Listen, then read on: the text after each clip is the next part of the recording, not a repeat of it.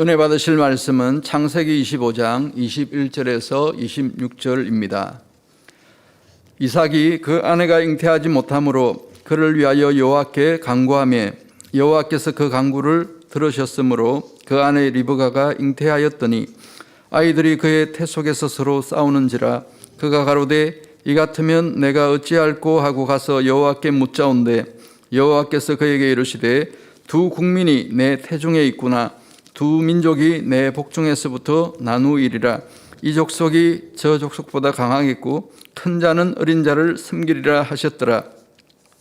그 해산 기한이 찬적 태에 쌍둥이가 있었는데 먼저 나온 자는 붉고 전신이 가득하다서 이름을 에스라 하였고 후에 나온 아우는 손으로 에서의 발꿈치를 잡았으므로 그 이름을 야곱이라 하였으며 리브가가 그들을 낳을 때에 이삭이 60세이었더라. 아멘. 금빛 승가대 찬양과 연주 후 연합성결신학교 교장이신 문신일 목사님께서 허상을 넘으란 제목으로 말씀 증거해 주시겠습니다.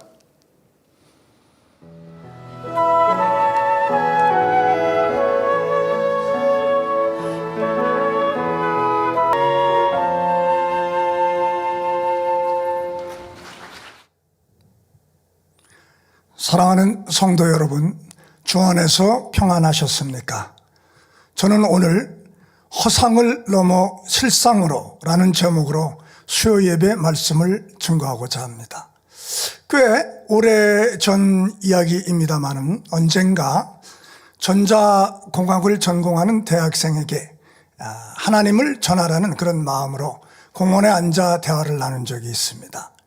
공원 너머에 산과 나무들을 바라보면서 제가 이렇게 질문을 했습니다. 이 세상은 무엇으로 만들어졌을까요? 그랬더니 그 대학생은 물질로 만들어졌지요 라고 대답을 해주더라고요. 그래서 저는 물체를 이루는 것이 그 물질인데 그러면 물질은 또 무엇으로 구성되어 있는지요? 하고 한 번 더 물어봤습니다. 그 학생은 전자공학을 전공하고 있었기 때문에 아주 자세히 설명을 해주더라고요. 이 세상의 모든 물질은 원자로 이루어져 있고 또 원자는 원자핵과 전자로 이루어져 있는데 원자의 그 중앙에는 양성자와 중성자로 이루어진 원자핵이 있고 그 원자핵의 주변에는 전자라는 입자가 빠른 속도로 이렇게 돌고 있습니다. 이렇게 설명을 하더라고요. 그래서 저는 다시 한번 물어봤습니다. 그렇다면 모든 물질의 최소 단위가 원자인데 원자핵과 그 주변을 돌고 있는 전자, 그 사이는 빈 공간, 그러니까 진공 상태인가요? 이렇게 했더니 그렇겠지요 라고 답변을 해주더라고요. 자, 요즘은 과학이 훨씬 더 발전됐으니까 원자의 개념과 구조에 대한 이론이 어떻게 바뀌었는지 저는 잘 모르겠지만 어쨌든 학생 때 제가 배운 지식으로도 원자핵과 전자 사이는 아무것도 없는 빈 공간이 되는 것이거든요. 자, 그렇다면 여러분 한번 생각해 보세요. 지금 제가 설교하고 있는 이 교회 건물이나 이 강대상이나 할 것 없이 다 물질로 이루어져 있으니까 모기장처럼 구멍이 숭숭 뚫려져 있는 겁니다. 시력이 약한 우리 눈으로 보니까 불투명처럼 보이는 것이죠. 성능이 좋은 전자현미경으로 보면 모든 것이 구멍이 숭숭 뚫어져 있는 것이죠. 한마디로 허상이라는 말입니다. 예를 들어 아름다운 경치로 유명한 금강산, 설악산, 또 호주 시드니의 오페라 하우스, 미국의 그랜드 캐년을 포함해서 이 세상 모든 것이 전자현미경보다 더 밝은 하나님의 불꽃 같은 눈으로 보면 모두 허상인 겁니다. 그래서 전도서 1장 2절에는 해 아래에 있는 모든 것은 헛되고 헛되며 헛되고 헛되니 모든 것은 헛되도다 라고 하였고요. 고린도후서 4장 18절에는 우리의 돌아보는 것은 보이는 것이 아니요 보이지 않는 것이니 보이는 것은 잠깐이요 보이지 않는 것은 영원함이니라 라고 말씀했습니다. 여기서 보이는 것은 잠깐이라는 말은 눈에 보이는 육의 세계에 속한 것은 일시적인 덧없는 즉 허상이라는 말과 같은 뜻이고요. 눈에 보이지 않는 영의 세계에 속한 것은 반대로 영원한, 즉 사라지지 않고 변하지 않는 실상이 된다는 말입니다. 정리해보면 허상이란 육에 속한 모든 것들과 하나님이 없이 인간의 수고와 노력에 의해서 얻어지는 모든 것들이라고 말할 수 있다면, 실상은 영에 속한 것들과 영이신 하나님께로부터 주어진 하나님께서 축복해 주신 모든 것들이라고 정의를 내릴 수가 있을 것입니다. 오늘 본문 말씀에 보면 이삭의 아내 리브가가 쌍둥이를 낳습니다. 에서와 야곱이죠. 그런데 이 둘이 태중에 있을 때 본문 23절에서 하나님께서 이렇게 말씀합니다. 두 국민이 내 태중에 있구나. 두 민중이 내 복중에서부터 나누이리라. 이 족속이 저 족속보다 강하겠고 큰 자는 어린 자를 섬기리라. 이렇게 말씀합니다. 그러니까 하나님의 말씀은 동생 야곱이 형 에서보다 더 강해지고 더 부해지고 머리가 된다는 말씀입니다. 구약에서 가문을 잇는 사람은 장자입니다. 차남은 족보에 들어가지도 못하죠. 유산을 분배할 때도 장자가 2배 이상의 분깃을 받게 되고요. 가족의 지도자가 되었고 하나님께 드리는 제사도 장자가 주관하게 되어 있습니다. 모든 축복을 받을 수 있는 권한이 이 장자에게 있는 겁니다. 그런데 막상 태어나 보니 에서가 먼저 태어나 장자가 됐기 때문에 하나님께서 태중에서 주신 말씀과는 반대로 야곱이 형을 섬겨야 했고 형 에서가 야곱보다 더 부하고 더 강했습니다. 하나님의 말씀대로 사는 것이 실상이고 하나님이 축복하셨음에도 불구하고 그 말씀대로 축복을 누리지 못하고 있다면 그것은 헛된 삶, 즉 허상이라고 할 수 있는 겁니다. 오늘 저는 여러분과 함께 태중에서부터 축복의 약속은 받았으나 허상의 삶을 살고 있었던 야곱이 어떻게 하나님의 말씀에 주신 대로 장자의 축복을 받고 머리가 되고 부하게 되고 강해지는 실상의 삶을 살아갈 수 있게 되었는지를 당회장님의 창세기 강해에 나오는 야곱의 생애를 살펴보면서 저와 여러분들도 허상의 삶이 아닌 하나님이 부어주시는 영육간의 축복을 누리는 실상의 삶을 살아갈 수 있는지를 허상을 넘어 실상으로, 이런 제목으로 말씀을 드리고자 합니다. 첫째로 허상을 넘어 실상의 삶을 살기 위해서 야곱은 말에 담겨 있는 영적인 법칙을 잘 활용했습니다. 창세기 25장 29절 이하를 보면 에서가 자신의 장자권을 야곱에게 파는 그런 이야기가 기록되어 있습니다. 들에 나가 사냥한 뒤 집에 돌아온 에서는 당장의 그 배고픔을 이기지 못하고 야곱이 쑤어놓은 팥죽 한 그릇에 장자권을 팔아버리고 말죠. 장자권을 서로 팔고 사는 거래 과정을 자세히 보니까 이렇게 되어 있습니다. 32절에서 에서가 말을 하죠. 내가 죽게 되었으니 이 장자의 명분이 내게 무엇이 유익하리요, 이렇게 말을 하니까 33절에 야곱이 형 에서에게 그런 맹세를 하세요, 이렇게 하니까 에서가 맹세하고 장자의 명분을 팔았다, 이렇게 기록되어 있습니다. 서로 말로만 한 겁니다. 뭐 각서를 쓰거나 뭐 증표를 건네주거나 영수증을 주고받은 일이 전혀 없습니다.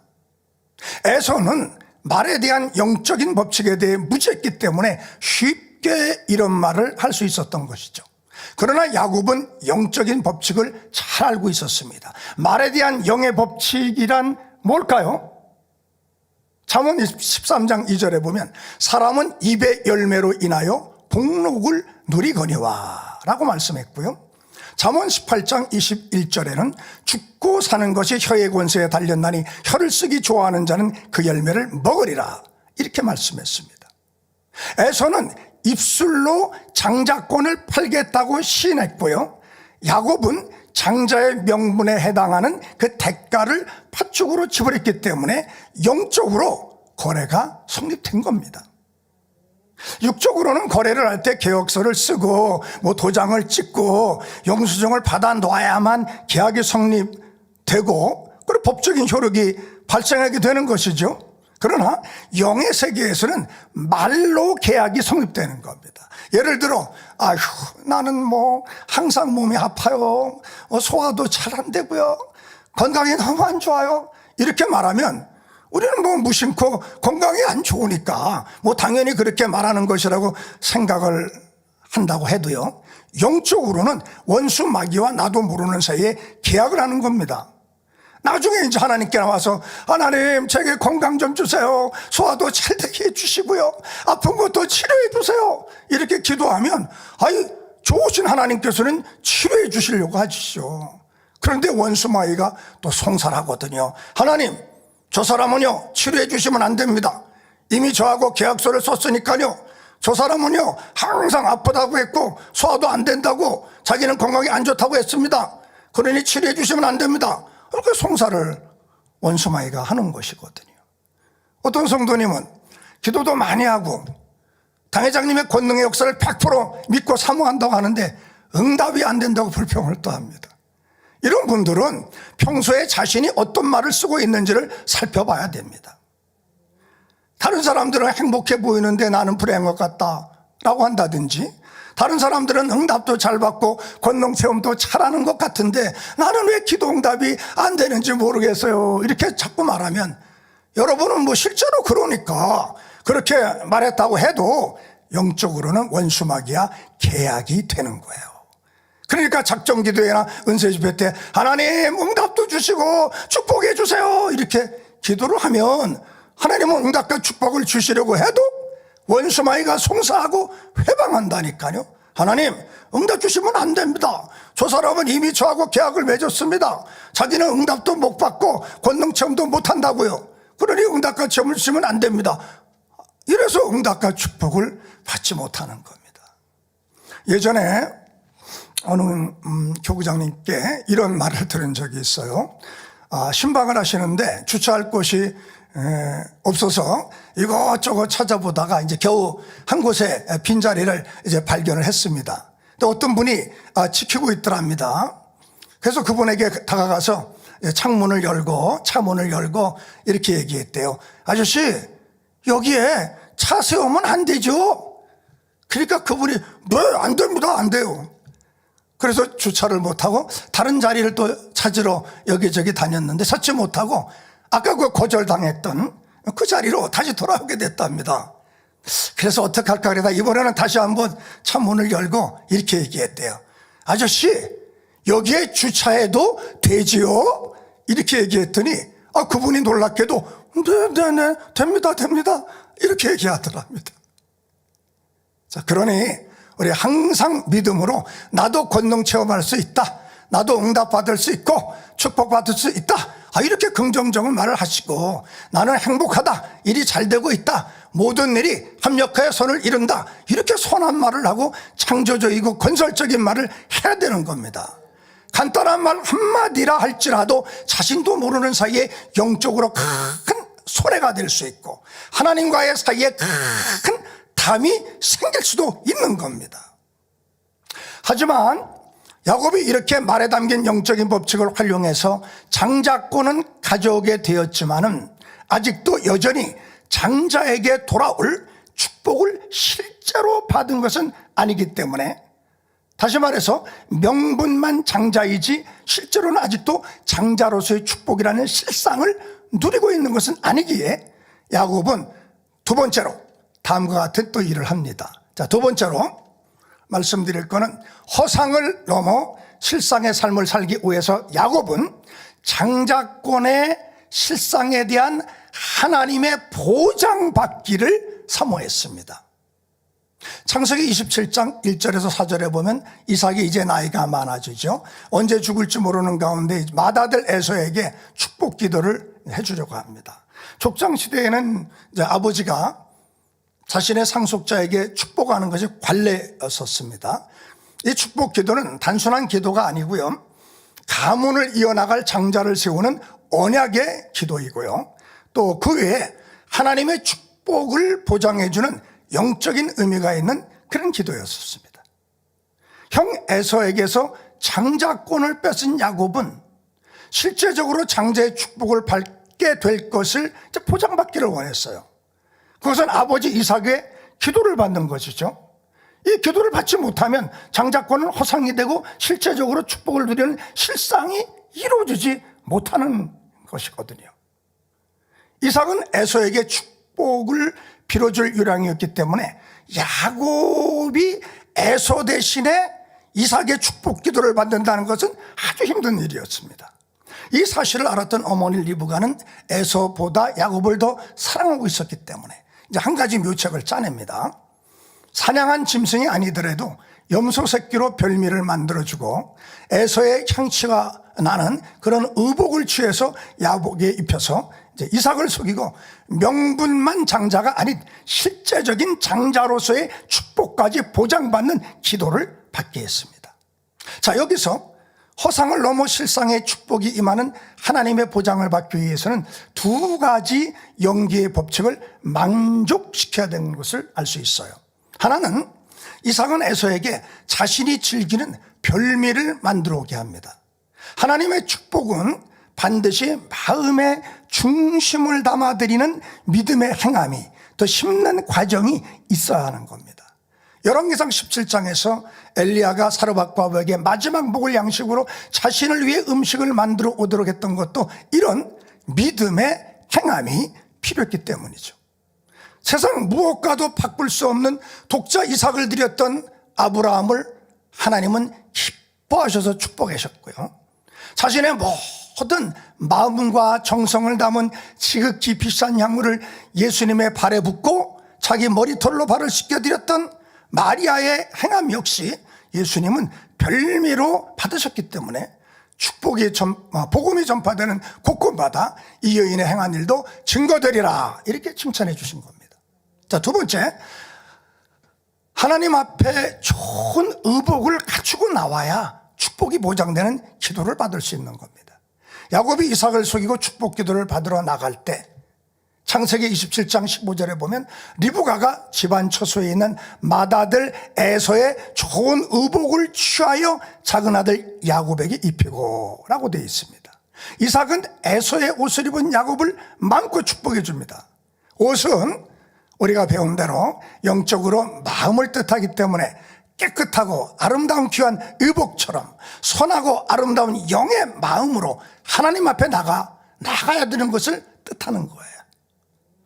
하나님 앞에 열심히 심고 충성하고 기도했는데도 열매를 거두지 못하고 있다면 이는 하나님께서 보실 때 아직은 마음이 준비되지 못했기 때문이죠.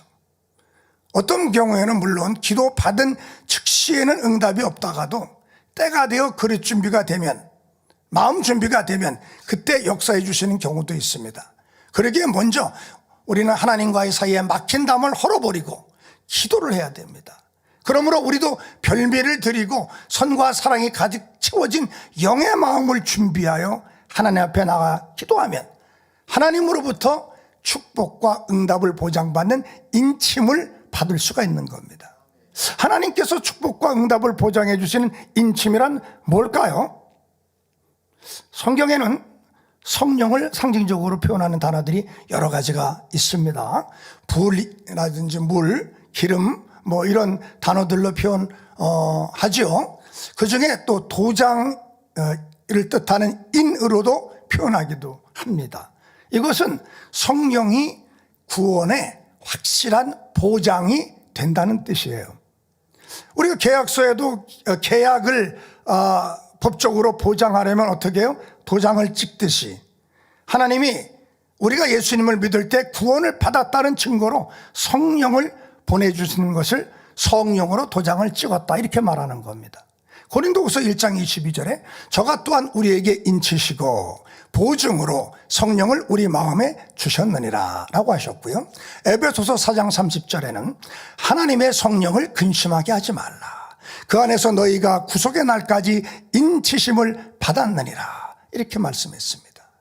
그러므로 우리 마음 안에 계신 성령을 근심하게 하지 말고 불같이 기도해서 항상 성령으로 충만하게 되면 성령의 인침을 받게 되는 것이니 항상 성령 충만한 가운데 허상을 넘어 실상의 축복을 받을 수 있는 하나님의 보장을 받으시는 여러분이 되시기를 주님의 이름으로 기원해 드립니다.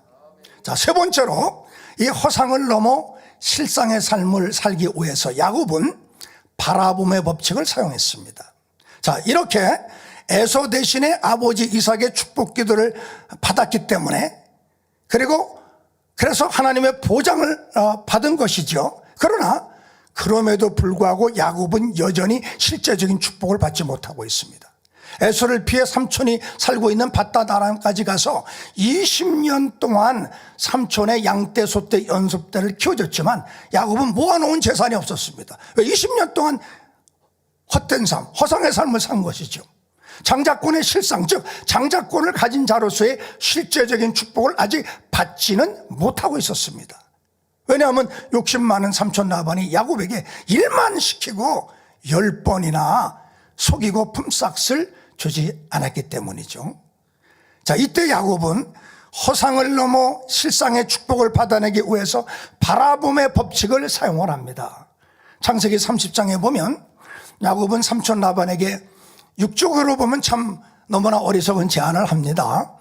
지금 있는 이 양과 염소들 중에서 점 있고 아롱진 무늬가 있고 검은 것들은 다 가려내고 흰 양과 흰 염소만 남겨서 만약 여기서 아롱지고 점 있는 양과 염소가 생기면 이것들만 야곱이 자신의 소유로 하겠다고 그렇게 제안을 합니다. 참 조금이라도 목축의 경험이 있는 사람이 듣는다면 너무 이해가 되지 않는 어리석은 제안이었죠.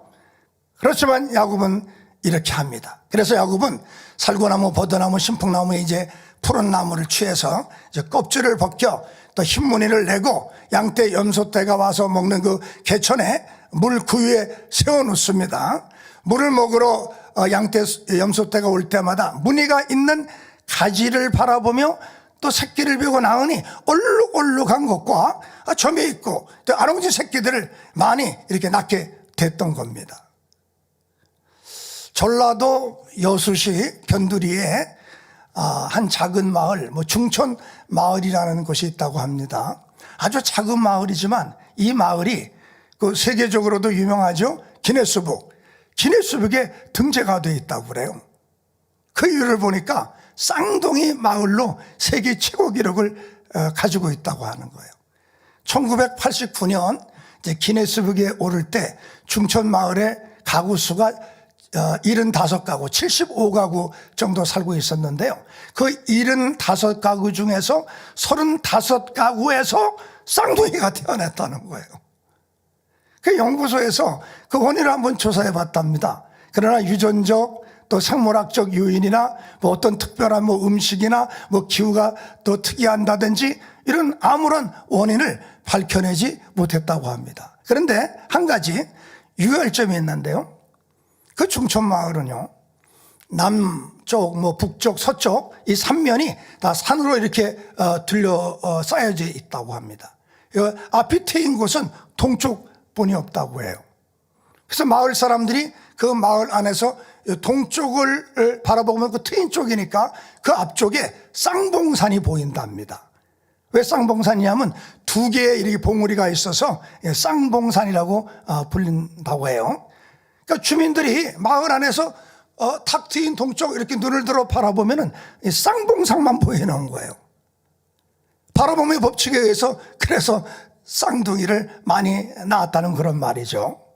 그런데 더 참 재밌는 일은요, 그 마을에 소들도요 쌍둥이를 많이 낳았대요. 소들도 물 한 모금 먹고 여물 한 번 먹고 음메하고 이렇게 고개를 들면 쌍둥상이 보이겠죠, 소 눈에도. 그래서 그런지 그 소들도 쌍둥이 새끼를 많이 낳았다고 그렇게 말이 있습니다. 참 바람의 법칙이 참 굉장하죠. 야곱도 그런 바람의 법칙을 쓴 거예요. 자, 그런데 사실 바라봄의 법칙이란 좀 더 정확하게 말씀드리자면 단순히 눈으로 어떤 대상을 바라보는 차원을 넘어서 마음에 품는 것까지를 의미하는 겁니다. 어릴 때 이제 어떤 인물을 존경하고 그를 마음에 품고 바라보느냐에 따라서 그 아이의 장래가 달라질 수도 있겠죠. 더욱이 신앙 안에서는요, 누구를 바라보며 마음에 품고 닮아가기 위해 노력하는 에 따라 신앙의 모습이 크게 달라질 수 있습니다. 히브리서 12장 2절에 믿음의 주여 또 온전케 하시는 이인 예수를 바라보자. 저는 그 앞에 있는 즐거움을 위하여 십자가를 참으사 부끄러움을 개의치 아니하시더니 하나님 보좌 우편에 앉으셨느니라. 또 히브리서 11장 1절에 믿음은 바라는 것들의 실상이요 보지 못하는 것들의 증거니라고 말씀했어요. 정녕 믿음의 눈으로 바라보았다면 그것은 반드시 실상으로 나타나게 된다는 말씀입니다. 성결되기 위해서, 영으로 들어가기 위해서도 무엇을 바라보느냐가 매우 중요합니다. 진리만 보고 진리만 들으며 진리만 말하라는 이유는 뭘까요? 이렇게 할 때 진리만 마음에 품고 가기 때문에 훨씬 신속히 영으로 들어갈 수 있기 때문입니다. 바라보고 듣는 것들은 결국 우리 마음 안에도 입력되기 때문이죠. 막달라 마리아의 환경은 참으로 좋지 않았죠. 우상 숭배가 아주 극심한 그런 가정 환경에서 태어났고요. 그렇게 자라고 가족들로부터 또 외면을 당했습니다. 남편을 비롯해서 주변 환경으로부터도 늘 악한 것들만 보고 듣고 대하며 그렇게 살아만 했었습니다. 그럼에도 막달라 마리아가 신속히 선을 이루어 나갈 수 있었던 까닭은 이런 것들을 액면기도로 받아들여서 남편 탓하고 부모 탓하고 환경 탓하고 남 탓하고 이렇게 한 게 아니라 도리어 그들의 입장에 서서 이해해 주려고 했고 모든 것을 자기 탓으로 돌리면서 누구 하나 원망하거나 환경을 불평하지도 않았습니다. 물론 이런 경우가 쉬운 것은 아니지만 막달라 마리아는 이처럼 악한 것이라도 선한 것으로 바꾸어 마음에 담아갔기 때문에 예수님을 만나 모든 문제를 해결받은 후에는 선한 향기를 마음껏 바랄 수가 있었던 겁니다. 이처럼 바라봄의 법칙이란 바라봄과 동시에 그것을 어떻게 마음에 담느냐가 중요합니다. 당회자님께서 영의 세계에 대해 많이 말씀해 주시고 권능으로 수많은 영의 현상들을 나타내 보이시는 이유가 무엇이겠습니까? 영의 세계를 사모하고 영의 것만을 바라보면서 오직 천국 소망 가운데 달려가도록 하기 위함 아니겠습니까? 사도 바울은 셋째 하늘의 낙원을 보고 왔던 그 한 번의 체험으로도 어떤 상황 어떤 환경에서도 낭망하지 않고 천국 소망 가운데 달려갈 수가 있었습니다. 이처럼 영의 세계를 바라보며 영의 것을 마음에 품고 있을 때만이 육의 세상을 이길 수 있고 육의 유혹을 물리치고 승리할 수가 있는 겁니다. 마음에 늘 천국을 소망하며 새 예루살렘을 품고 바라보며 달려가는 사람과 그렇지 않은 사람과는 신앙에 큰 차이가 날 수뿐이 없는 겁니다. 물론 입술로만 우리가 새 예루살렘을 외친다고 해서 새 예루살렘에 가는 것은 아니지만 정말 마음에 새 예루살렘을 소망하며 품고 바라보는 사람은 당연히 그 행함이나 생활 또한 새 예루살렘에 들어갈 만한 그런 모습으로 변화될 수 있지 않겠습니까? 나는 새 예루살렘 시민이다 이런 마음으로 매일매일을 살아가야 됩니다.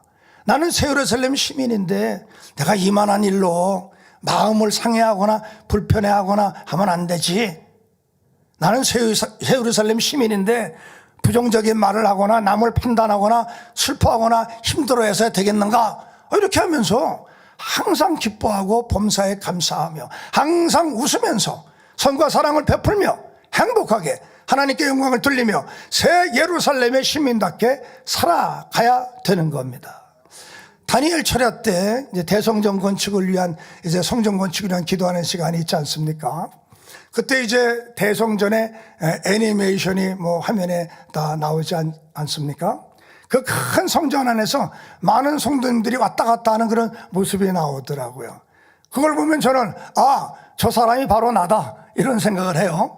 대성전이 이루어졌을 때 그 안에 내가 있어서 걸어다니는 모습을 미리 바라보는 거죠. 목자의 성, 새 예루살렘 성에 새 예루살렘의 애니메이션이 나오면 그 안에 내가 있는 모습을 바라보는 겁니다. 우리는 천국 새 예루살렘에 내가 들어가 살아가는 모습을 자주 바라봐야 됩니다. 아름다운 모습으로 변화되어서 생명수 강가의 벤치에 앉아 서로 행복하게 차를 마시며 대화를 나누는 그런 모습, 아버지 주님 목자님이 보여주시는 연회에 참석해서 행복하게 말씀을 들으며 찬양하며 춤추는 우리들의 모습을 바라봐야 됩니다. 이렇게 할 때 이 세상의 허상을 넘어 실상인 새 예루살렘으로 들어갈 수가 있는 것입니다.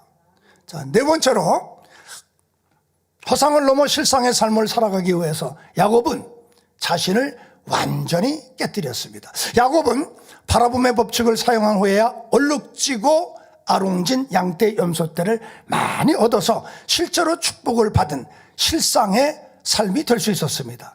그런데 그것도 잠깐입니다.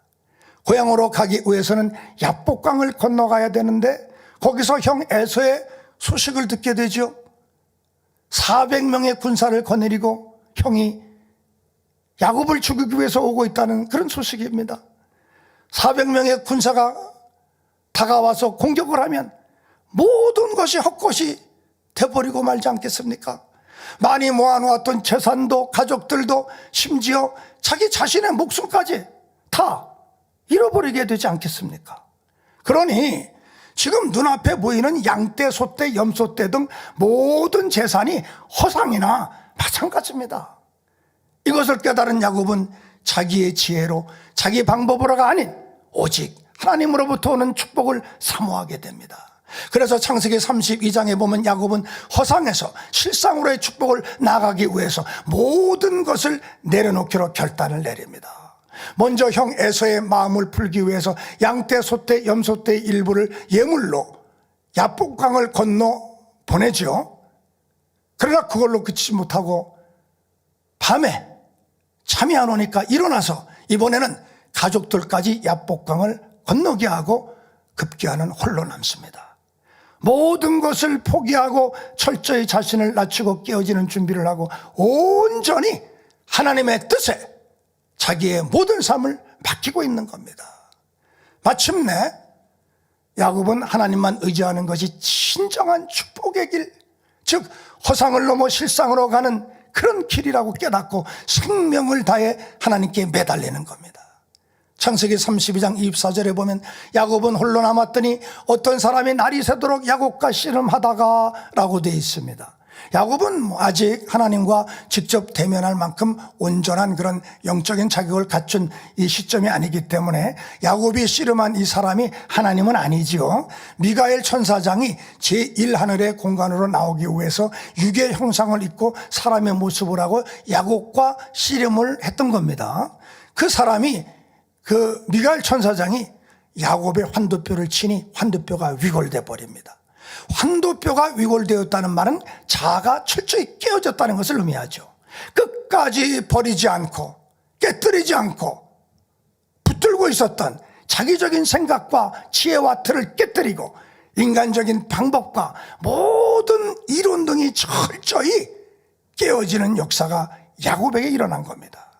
자존심도 자부심도 간교한 성품도 하나님 앞에서 다 깨어져 버리고 말았습니다. 그리고 야곱에게 이 순간은 육을 벗고 영으로 들어가는 순간인 동시에 바로 허상을 넘어 진정한 실상으로 들어가는 순간이기도 한 겁니다. 이제는 자기를 철저하게 내려놓으면서 하나님 앞에 자신은 아무것도 아니라는 것과 자신은 아무것도 할 수 없으며 오직 하나님만이 하실 수 있다는 것을 인정하게 되었던 겁니다. 하나님께서는 우리의 생각과 지식과 이론 것들을 철저히 깨뜨리기를 원하십니다. 그래야 한계가 없는 무한한 영의 세계로 들어갈 수가 있고 하나님 안에서 마음껏 축복도 받을 수가 있기 때문입니다. 야곱은 지금까지 장자의 축복권이 있었음에도 불구하고 허상의 삶을 살아왔는데 이제야 비로소 하나님께서 축복과 형통을 보장해 주시는 실상을 삶을 살게 된 겁니다. 형 에서와도 지난날의 미움과 갈등 관계를 다 풀고 화목하게 되었고, 재산과 가족도 모두 지킬 수 있는 축복을 받게 되었고, 명실공히 12지파의 조상이 될 수 있게 된 겁니다. 자, 결론을 말씀드립니다. 이 세상이나 이 세상에 있는 것들은 아무리 거창해 보이고 아름답게 보여도 하나님께서 개입하셔서 축복하신 것이 아니면 허상에 불과한 것이고, 영의 세계나 또는 영에 속한 것, 그리고 하나님이 축복해 주신 것만이 실상이 되는 겁니다. 지난 9월 초순에 힘남노라고 하는 그런 태풍이 우리 한반도에 불어닥쳤죠. 그때 경상남도 포항에 유독이 큰 피해가 있었다는 뉴스를 들었습니다. 포항에 있는 어느 아파트에 지하 주차장이 있었는데요. 그 주차장에 세우던 차들을 이제 지상으로 옮겨 놓으려고 주민들이 주차장에 들어갔다가 갑자기 막 물이 넘쳐 흘러 들어오는 바람에 한 7명인가 사망하는 그런 안타까운 사건이 있었지 않았습니까?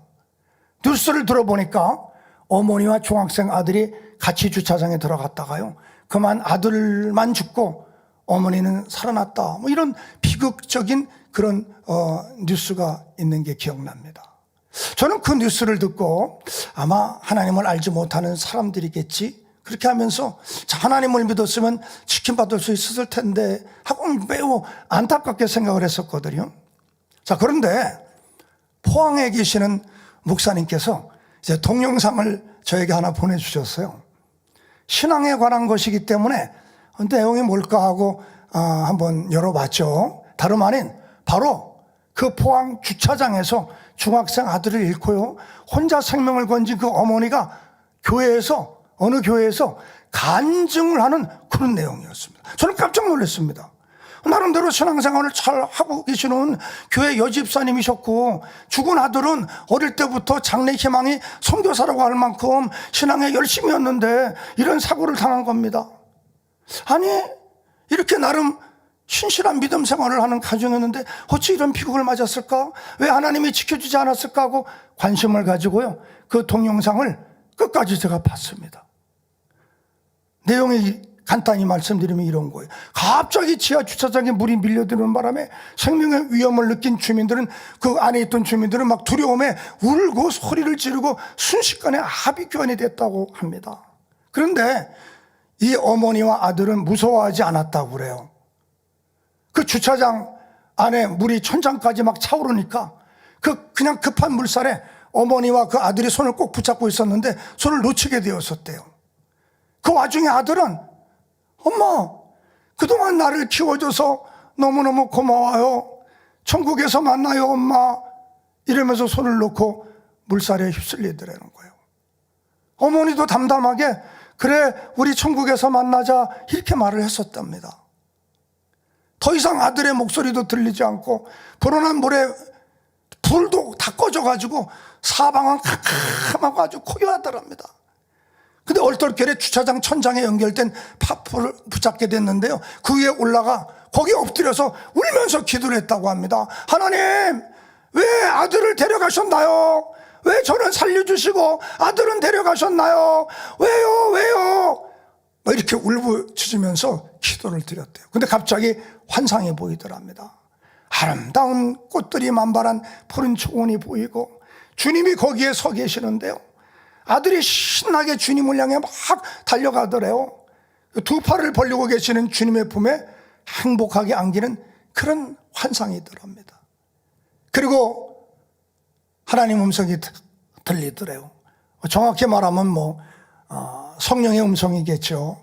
걱정 마라, 내 아들은 승리하여 천국에 들어왔단다. 내 아들에게는 하늘의 큰 상급이 주어질 것이다. 그리고 너는 아직 남아서 해야 될 일이 있기 때문에 살아있는 것이다. 가족을 복음화하고 많은 영혼들을 구원하는 일에 헌신해야 된다. 그래서 실제로는 한 14시간 동안 거기 갇혀 있었는데요, 이렇게 영적 체험을 하다 보니까 몇 시간밖에, 아주 짧게 그렇게 느껴졌다는 거예요. 그 아들 장례를 치르고 난 후에 불화했던 형제나 친척들이 다 화목하게 되었고, 아들의 학교 친구들이 우리도 교회 다니고 나중에 천국 가서 친구를 만날 거예요, 이렇게 하면서 그 다음 주에 교회에 등록을 다 했다고 그래요. 뭐 본인도 이제 아들이 확실하게 천국에 간 것을 믿게 되었으니까 아들을 잃은 그런 극심한 환난 속에서도 위로와 평화를 주시고 슬픔을 이기게 해주신 하나님께 감사를 드린다는 그런 간증 내용이었습니다. 그 당시 제가 들은 세상 뉴스에서는요, 태풍에 의해서 한 가정에 큰 비극이 몰아닥쳤고 병원에 입원해 있는 어머니에게는 아들이 죽었다고 차마 그 말을 전해주지 못할 정도로 그런 슬픈 비극적인 사고가 일어났다고 그렇게 보도하는 그런 뉴스를 들은 기억이 나거든요. 그런데 이 간증 동영상을 보니까 세상 뉴스하고는 반대로 태풍 속에서도 믿음으로 승리한 행복한 소식으로 가득 차 있어서 제가 은혜를 받은 거예요. 전 깨닫게 됐습니다. 하늘의 소망을 두고 믿음으로 살아가는 사람들에게는 같은 사건이라도 허상인 이 세상에서의 소식과 실상인 영의 세계에서 나오는 소식이 다르구나, 이렇게 말이죠. 하늘나라 낙원의 가장자리에는 대기장소가 있죠. 믿음으로 사시다가 먼저 하늘나라에 가신 성도님들이 부활의 때를 기다리고 있는 그런 장소잖아요. 거기에서도 천사들이나 아니면 서열이 높은 선지자님들이 이 땅의 소식을 거기에 계시는 성도들에게 알려주신다고 하죠. 그래서 저는 이렇게 한번 생각해 봤습니다. 만약에 대기장소에 천국 방송국이 있다면 아나운서들이 뭐 천사 역할을 하지 않겠습니까? 이렇게 뉴스를 전했을 것 같아요. 천국 대기 장소에 계신 성도 여러분, 기쁜 소식을 전해드리겠습니다. 지금 지구에 있는 한국의 포항에 큰 태풍이 불어닥쳤습니다. 그러나 태풍 속에서도 하나님께 큰 영광을 돌린 성도의 가정 이야기를 전해드립니다. 아들은 헛된 세상의 유혹을 다 이기고 어린 나이에도 죽음을 두려워하지 않는 신앙생활을 하다가 이제 무사히 주님의 품에 안겼습니다. 하늘에 큰 상급이 주어진다고 합니다. 어머니 성도는 비록 아들을 잃은 슬픔을 만났으나 기도 속에서 주님을 만나 슬픔을 이기고 기쁨을 얻는 큰 체험을 하였으며 영혼 구원의 새로운 사명을 주신 하나님께 감사를 드리고 있습니다. 여러분 기뻐하십시오. 이상 천국방송 뉴스 담당 암흑의 천사였습니다. 이렇게 방송을 했을 것 같아요. 창세기에 나오는 요셉의 사건도 그 당시 그곳에 방송국이 있었다면 아마 이런 뉴스가 나왔었겠죠. 뉴스를 전해드립니다. 보디발 장군의 집에서 일하던 히브리 노예소년이 주인 아내를 욕보이려다가 현장에서 현행범으로 붙잡혔기 때문에 아무 소리도 못하고 한 번 들어가면 언제 나올지도 모르는 깊은 감옥에 갇혔다고 합니다. 이상으로 뉴스를 마칩니다. 뭐 이렇게 뉴스 했을 것 같아요. 그렇지만 그 당시 그때 천국 방송에서는 어떤 뉴스가 나왔을까요? 성도 여러분, 기쁜 소식을 전해드리겠습니다. 애굽 땅에 팔려간 요셉이 가정 총무로 일하던 집 주인 아내의 유혹에 넘어가지 않고 단호하게 물리쳤으며 안주인의 죄악을 폭로하지도 않고 억울하다고 호소하지도 않고 오직 하나님을 의지함으로 멋지게 손으로 악을 이겨냈습니다. 이제 감옥에 들어가 정치와 경제를 배우고 곧 애국의 총리가 되고 하나님께 영광을 돌리게 될 것입니다. 여러분 기뻐하십시오. 이상 천국 방송 뉴스 담당 아나운서 암흑의 천사였습니다. 뭐 이렇게 되지 않겠습니까? 그때 실상인 하나님의 나라에서는 아마 이렇게 뉴스가 나왔을 거예요. 우리 당회장님의 뉴스도 천국 대기 장소에는 이렇게 뉴스가 나왔을 것 같습니다. 대기 장소에 계시는 성도 여러분, 기쁜 소식을 전해드립니다. 한국의 만민중앙교회 당회장이신 이재룡 목사님이 드디어 인간 경작을 완성하시는 일에 한 발 더 다가서셨습니다. 이제 잠시 하나님과 더 깊은 교통 가운데 머물러 계시다가 재창조의 권능 100%를 이루시고 성도들을 위한 모든 공의를 채우시고 문영혼을 구원하여 세계를 이루신다고 합니다. 여러분 기뻐하십시오. 또 다른 승리의 소식이 들어오면 계속해서 알려드리겠습니다. 이상 천국방송 뉴스 담당 아나운서 암흑의 천사였습니다. 뭐 이렇게 하지 않았겠습니까? 허상인 세상 나라 뉴스와는 달리 실상인 천국에서는 이렇게 뉴스가 나왔을 거예요. 사랑하는 성도 여러분, 우리는 헛된 허상의 세계를 넘어서 하나님이 인정하시는 실상의 삶을 살아가야 되겠고 헛된 세상의 이야기가 아닌 실상인 영의 소식을 듣고 살아야 되겠습니다. 야곱은 허상을 넘어 실상의 삶을 살기 위해서 말에 담긴 영적인 법칙을 잘 활용했고요. 장자권의 실상을 누리기 위해서 하나님의 보장받기를 사모했으며 실제적인 축복을 얻기 위해서 바라봄의 법칙을 사용했고, 마지막으로는 허상을 넘어 진정한 실상의 삶을 살기 위해서 자신을 완전히 깨뜨리고 하나님만 의지했습니다. 사랑하는 성도 여러분, 이 세상의 헛된 허상을 넘어 하나님께서 인정하고 축복해 주시는 실상의 삶을 살아가시는 여러분이 되시기를 주님의 이름으로 간절히 기원해 드립니다. 들으신 말씀을 참고하시면서 기도하시겠습니다. 아버지 하나님, 크신 은혜와 사랑에 감사를 드립니다.